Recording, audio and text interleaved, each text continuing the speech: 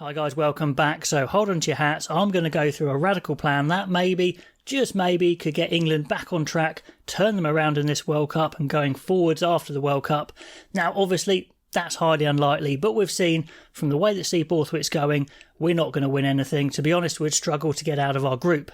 We've gone for a basics game, a kick chase game, and try and do it really well and really powerfully, and we just haven't. So we could just keep banging away at that brick wall and see where it gets us, probably not very far, or we could absolutely go for it and say, look, that's not working, let's try something else. So I'm going to go through this. Obviously, it's probably too radical, but I did want to make it actually doable, actually possible to do. So let me know how much of this plan you would do, if any. It's a bit of fun as well, and as an England fan, I'm pretty frustrated, so maybe this is the way to go. Okay, so number one, I am assuming that Owen Farrell gets turned back into a red card, his yellow, and that Billy Vunipola's red is upheld and he gets a ban and Farrell gets a ban, and it's not worth carrying them on in the squad because it would be too late in the game and England could be out anyway. So I'm going to say for Farrell, you call up Caden Murley, and for Billy Vunipola, you call up Zach Mercer. You bring in the speed. Sure, they're untested, but what have England got to lose? So that's number one and number two decisions. Number three, you say, Freddie Stewart, you are a hell of a rugby player.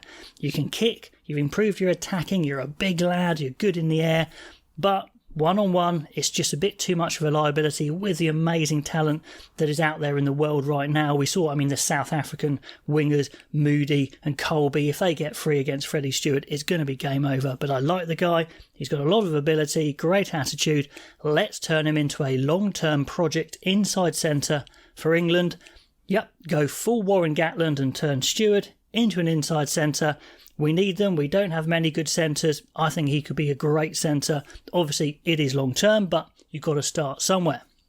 Number four, pay Harlequins for Nick Evans' services. Now, they're not going to release him full time, we know that, but maybe, just maybe, they'll release him on a consultancy basis, maybe one day a week, maybe a little bit in person, or maybe it's just online, it's Zoom and you're sending him data and at least he's giving you feedback. Something to get Nick Evans on board. They had him on board before they lost him.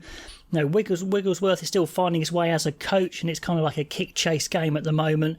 And it's not clicking, so let's give him some help. Get Nick Evans on board somehow. So number five, you literally pick a quick, skillful team, the best you can do, and you put in the Harlequin strategy. There's no time to devise a new one in this World Cup, so you're going to have to use that Harlequin strategy with Nick Evans on board. Plus, you've already got Danny Kerr, Marcus Smith, Joe Marchant. They can all help as MIDI coaches as well. Get the England team up to speed and at least chance their arm and go down swinging. With some skill, with some speed, actually scare and threaten the opponent, make them think, because at the moment they're not thinking. England are just going through the motions, not particularly well, and a team like Ireland, who were particularly rusty actually at the weekend, just saw off England so easily because they didn't pose them anything dangerous. So this is the team I would go with those five bold decisions. Genge, Dan and Sinclair, your quickest, most skillful front row. Laws, you'd say to him, I'm sorry Laws, I know you don't like playing second row, you haven't played it for a while, but you're getting towards the end of your career and we need second rows. You're one of our best players, come into the second row. You can be the captain alongside Ollie Chesham, and in the back row you go for speed and skill. Curry, Earl and Mercer, they are your back row, really, really quick, really, really skillful. Mitchell comes straight in. He's getting some coaching from Danny Kerr to help him. Kerr's probably on the bench. You go Mitchell and Smith, your quickest, most exciting 9-10. In the centres, you start dripping in Freddie Stewart, but it'll be Lawrence and Marchant, with Freddie Stewart getting game time at 12. Murley starts straight away on one wing. Watson, who's looking particularly quick and his footwork is looking better in that Ireland game.